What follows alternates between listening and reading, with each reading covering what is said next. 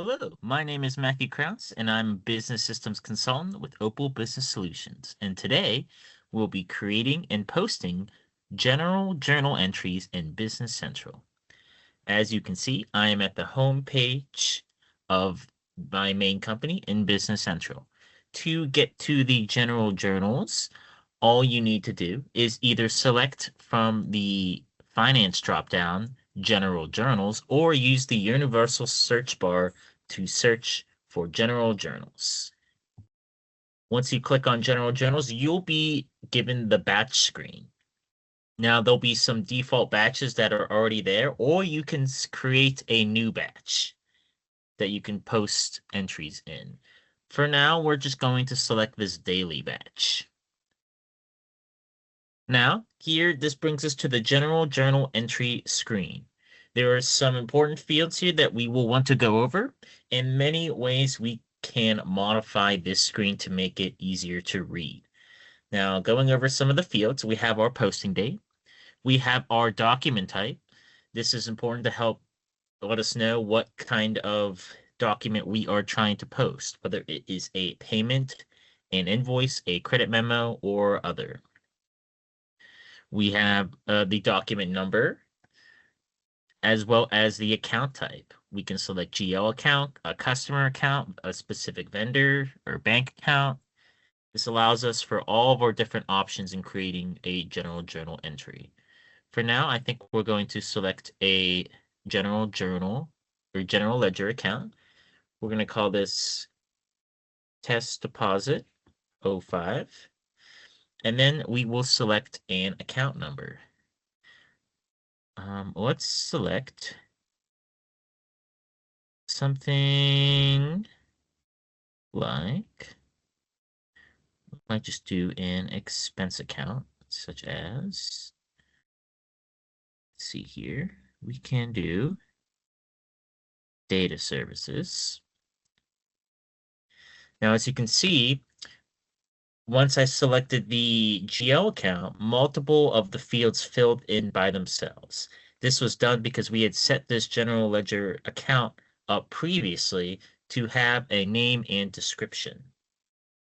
As we go further to the right, we can see there are other fields such as a currency code you can include, multiple different posting groups, depending if you need them or not, areas for tax information, depending on the types of transactions, you may or may not need to use that, as well as our amount field. Now, this amount field, by default, functions in the sense that debits are entered with positive transactions and negative amounts are entered as credits. You can personalize this screen to change it to just a single debit and credit column instead of just having one amount field. Another important field to note is this balanced account type. This balanced account type, when filled in, is like the other side of the journal entry. The credit to your debit, or vice versa, depending on what you put in the amount column. So you could normally have two lines for your journal entries, but due to Business Central setup, you can do it all on one by having the offsetting account put in this balanced account number and type columns by filling them out correctly. So for example, if I were to say this is going to balance out to a general ledger account, actually in this instance, maybe it'll bounce off to a bank account for their checking account for the amount of $200. So essentially we are making a purchase for data services, and the amount in this instance would be coming out of our bank account, our checking account. So some other ways to personalize this, I will go over here. So if you select page, you can show fewer columns or any fields that have any errors. So if I click show fewer columns, it'll move a few of the fields up to the top, such as currency code and document number, and bring it down to a smaller, reduced amount of fields. Now that can be done. So now in this instance, if I were to do it this way, we can see that it's showing both the debit and credit amount. So I would need to essentially re-input the field for the bank account if I were to put in that same field that I had before. We can also go back to show more columns. I think for this instance, I will show more columns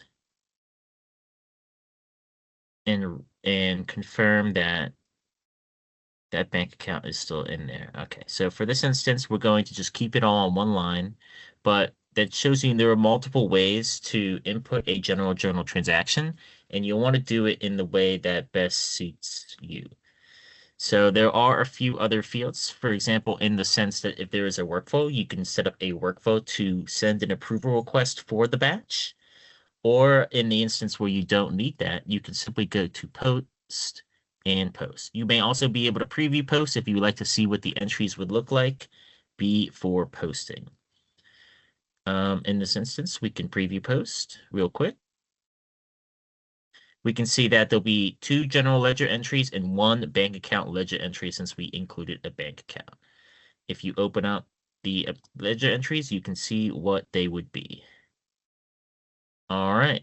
Now that we have viewed those entries, we can then post the batch. All right. And then if you check your accounts and your chart of accounts, you'll see that those should now be reflecting in those new numbers should be reflecting in those accounts. My name is Matthew Krause, and that is all we will be doing today in creating and posting a general journal in Business Central. Thank you.